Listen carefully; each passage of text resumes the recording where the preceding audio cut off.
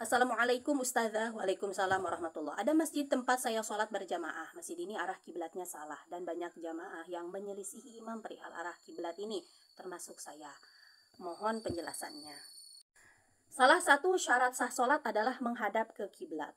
Nah, dalam menghadap ke kiblat ini, kalau untuk penduduk Mekah atau orang yang berada di Mekah itu wajib menghadap kiblat, ya, ke Ka'bahnya langsung menghadapnya secara yakin. Karena memang dengan mudah kan bisa lihat, oh Ka'bah posisinya di sini. Maka dia harus secara yakin sholat menghadap ke Ka'bah.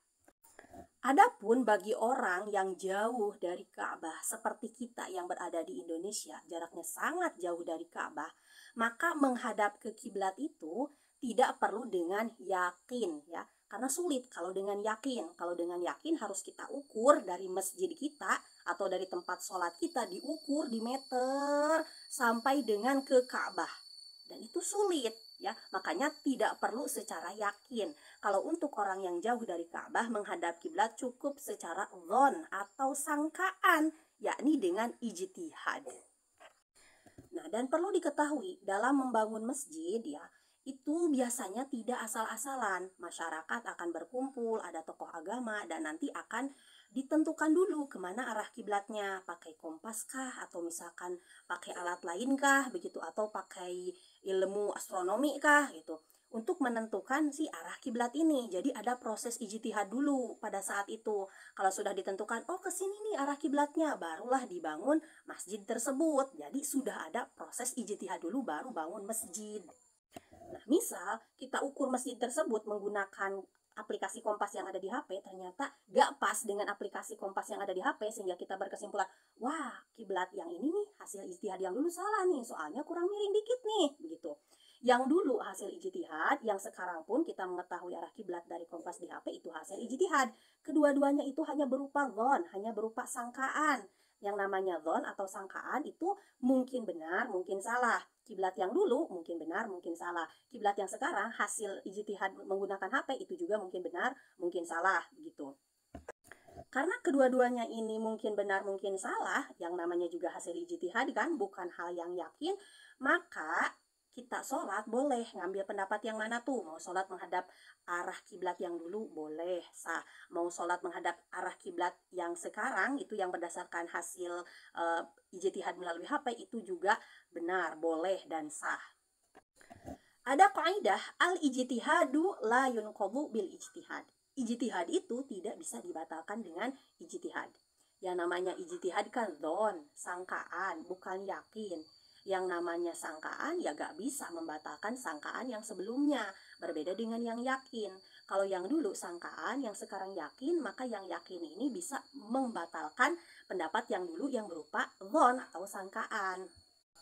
Jadi ijtihad yang baru ini adalah opsi pendapat yang baru. Artinya kita boleh menghadap kiblat berdasarkan ijtihad yang lama, dan kita juga boleh menghadap kiblat berdasarkan hasil ijtihad yang baru. Jadi bukan pembatal ijtihad yang lama, ini menjadi sebuah pilihan, begitu. Dan karena ijtihad yang baru tidak membatalkan ijtihad yang lama, orang-orang yang dulu sholat di masjid tersebut, yang menghadap arah kiblat sesuai masjid tersebut, itu sholat yang dulu ya tetap sah, tidak perlu dikodok. Kenapa? Ya karena yang dulu juga berdasarkan hasil ijtihad kiblatnya, gitu. Dan misalkan sekarang mau ganti ke arah kiblat sesuai arah ijtihad yang baru juga boleh, mau tetap ke arah kiblat yang lama juga boleh, begitu. Nah, berbeda jika sebelumnya ketika membangun masjid tidak melalui proses ijtihad kiblat sama sekali. Asal aja bangunnya, gak tahu kiblat ke arah mana, main bangun aja. Nah, kalau seperti itu berarti kan tidak melalui proses ijtihad. Kemudian diukurlah, misalkan menggunakan aplikasi kompas di HP, ternyata melenceng jauh misalkan. Kiblat misalkan harusnya ke barat, dia menghadapnya misalkan ke utara. Gitu. Maka dalam hal ini berarti yang dulu itu sholat tidak sah. Kenapa? Karena tidak melalui proses ijtihad, gitu. Yang benar kiblat yang mana sekarang? Ya yang ini, karena yang dulu gak pernah ijtihad sama sekali. Jadi yang ini beda kasus. Kalau sebelumnya belum pernah ijtihad, maka yang jadi pegangan adalah hasil ijtihad yang ini, karena yang dulu gak pernah ijtihad kok, gitu. Tapi memang kasus-kasus orang bangun masjid asal-asalan gak ijtihad mana arah kiblatnya itu jarang sekali terjadi, ya. Ya kebanyakan ijtihad dulu mana arah kiblatnya. Kalau misalkan nih hasil ijtihad yang dulu dengan hasil ijtihad yang sekarang nggak pas, misalkan kurang kemiringannya, nggak sesuai kemiringannya, nggak pas dengan hasil ijtihad yang sekarang gitu, asal sama-sama menghadap ke arah barat ya, karena orang Indonesia itu ada di sebelah timurnya Arab Saudi, maka arah kiblatnya, jihad kiblatnya berarti di barat. Asal sama-sama menghadap ke arah barat, kalaupun tidak sama kemiringannya, itu sholatnya sah. Artinya yang baik menurut ijtihad yang lama sah, menurut ijtihad yang baru juga sah. Yang penting sama-sama menghadap ke arah barat atau ke jihad kiblat gitu. Jihad kiblatnya orang Indonesia ya di barat gitu. Di dalam kitab Bugyatul Mustarsyidin, ini adalah kitab fikih madhab Syafi'i, dijelaskan bahwa menghadap kiblat ketika sholat itu ada dua pendapat. Pendapat yang pertama adalah menghadap ke Ainul Ka'bah, ke Dzatiyah Ka'bahnya gitu. Kalau untuk orang Mekah ya berarti menghadap ke Dzatiyah Ka'bah secara yakin. Kalau untuk orang yang di luar Mekah seperti Indonesia menghadap ke Dzatiyah Ka'bah secara dhon atau sangkaan. Dan ini adalah pendapat yang rajih. Kemudian yang kedua adalah menghadap ke jihad Ka'bah ya, arah Ka'bah. Ka'bah ini posisinya di mana, arah mata anginnya ya sudah kita menghadap ke arah mata angin tersebut. Nah, kan arah mata angin ada 4 tuh, utara, selatan, barat, timur. Posisi Indonesia itu adalah di sebelah timurnya Arab Saudi di mana Ka'bah berada. Karena kita berada di sebelah timur Arab Saudi, maka jihad kiblat kita itu adalah menghadap ke barat. Sehingga menurut pendapat kedua ini yang penting sholatnya menghadap ke barat ya udah sah ya, walaupun gak tepat banget ke Ainul Ka'bah, yang penting arahnya ke barat maka sholatnya sah. Dan ya pendapat kedua ini itu yang diambil oleh beberapa ulama madhab Syafi'i, seperti di sini adalah Imam Ghazali, kemudian Imam Jurjani, Imam Ibnu Kajin, kemudian Imam Mahali gitu. Itu sebagian ulama madhab Syafi'i juga mengambil pendapat yang kedua ini ya. Termasuk ulama madhab lain seperti Imam Abu Hanifah juga berpendapat seperti ini, cukup menghadap ke arah kiblatnya itu berada. Kalau kita yang menghadap ke barat ya cukup menghadap ke barat maka sah.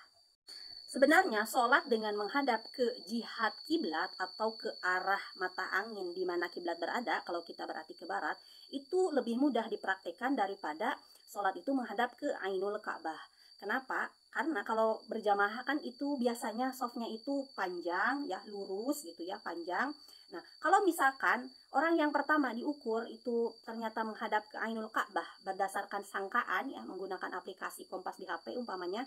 Nah, maka yang misalkan yang berada di ujung soft, umpamanya panjang softnya itu 200 meter, yang di ujung soft itu belum tentu ke Ainul Ka'bah karena dia softnya itu lurus.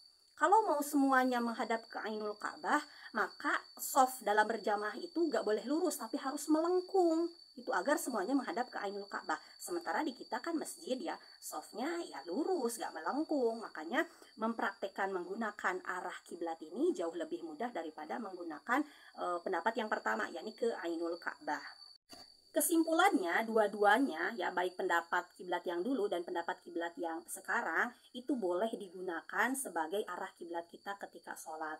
Namun untuk keseragaman di masjid ketika berjamaah, baiknya itu hanya satu arah saja biar seragam antara si imam sama si makmum.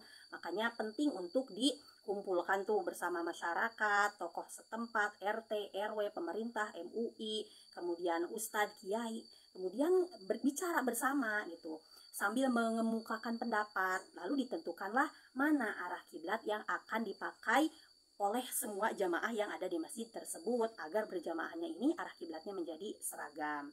Nah, sekian penjelasannya untuk kali ini, semoga bermanfaat dan mudah dipahami, dan saya sertakan keterangan kitabnya di akhir dari kitab Bugyatul Mustarsyidin halaman 40.